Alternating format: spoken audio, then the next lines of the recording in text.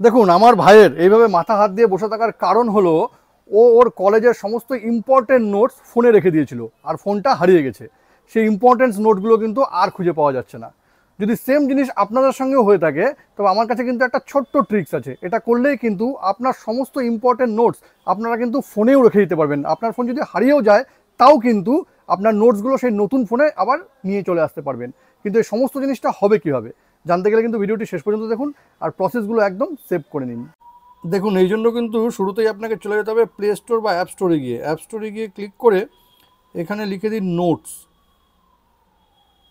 এই নোটসে ক্লিকে সার্চ করলেই কিন্তু এরকম নোটসের কয়েকটা অ্যাপস আসবে। সেখানে আপনি দেখতে পাবেন গুগল কিপ। এটা কিন্তু গুগলেরই একটা অ্যাপস।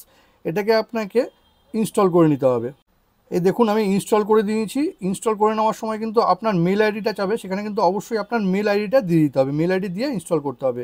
ইনস্টল করে নেওয়ার পর এটাকে ওপেন করে নিন। ওপেন করে নিয়ে এখানে প্লাস আইকনে ক্লিক করুন। ক্লিক করে দেখুন এখানে যাই নোটস লিখবেন সেখানে টাইটেল দিতে পারবেন, নোটস লিখতে পারবেন।